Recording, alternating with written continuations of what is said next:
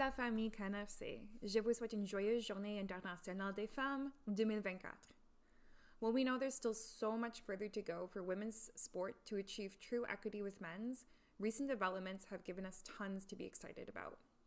From the recent Women's World Cup that smashed attendance records, where we saw icons like Christine Sinclair, Megan Rapinoe, and Marta take to the world's biggest stage for the last time, to the announcement of, finally, a domestic professional league for women here at home with Project 8, there's been no shortage of things to celebrate in women's soccer.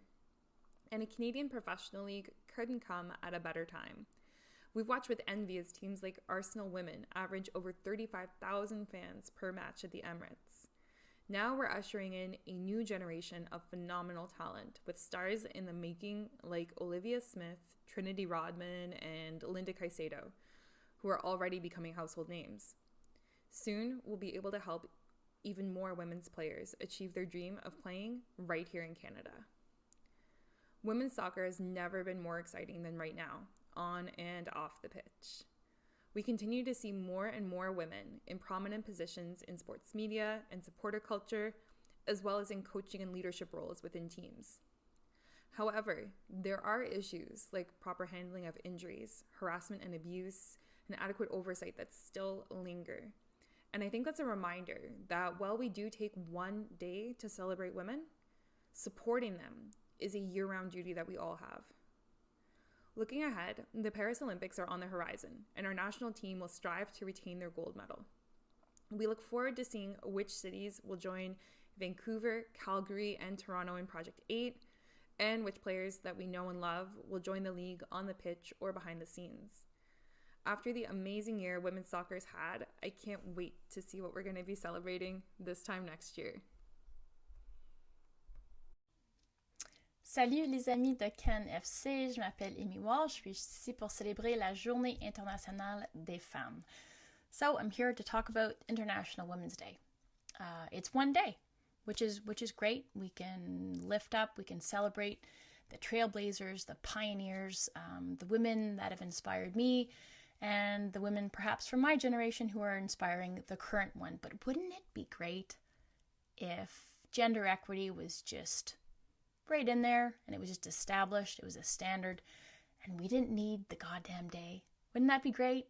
And then just year round, we could just hold up opportunities, an inclusive, diverse, sporting environment, because that is a lens through which I see many things because of the career I had with the women's national team, but because of the realm that I work in now, in media, in sport. It'd be great if it was just year round, wouldn't it? Yeah, I think that's what we all hope for. But we're here to talk about the day. So I think here in Canada, we're on the cusp of something special.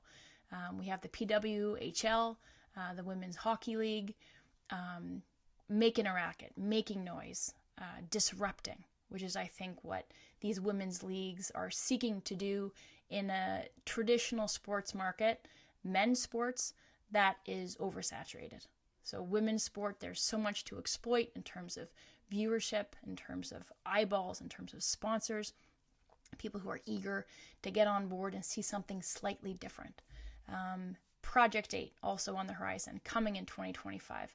And thank goodness for that. Canada, we're late to the party. 2023, sobering World Cup in terms of results, but also sobering because Canada and Haiti were the only two nations out of 32 without a domestic pro league. So good things coming. Even a buzz rumor around perhaps MLSC bringing a WNBA team to the Toronto area.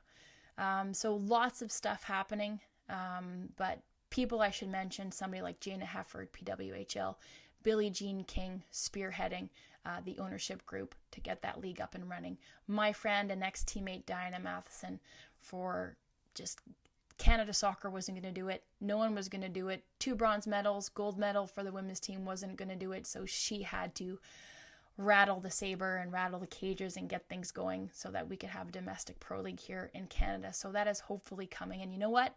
It's about more than just inspiring the young girls. That's part of it. But it's about changing the landscape, changing the sporting landscape in this country. Across the world, you're seeing women's sport booming. So we're going to hitch our wagon to that. Canada, I know there are pockets of of the population that are untapped, that people don't tune into these traditional sports, that are going to tune in and show up to these games.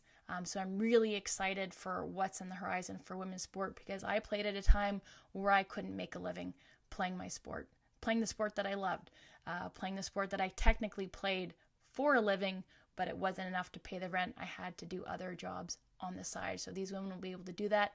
They'll be able to make a good wage, a living wage, a sustainable wage in a league that will instantly be player-centric and all about upholding standards, not only in terms of what they're offering players, but in terms of the quality on the pitch. So really excited for things to come. Obviously, I'm biased because I see International Women's Day via sport, but that is something as well. So looking forward to a time where we don't have a day. We don't need the day. You know what? We want the year. That's why.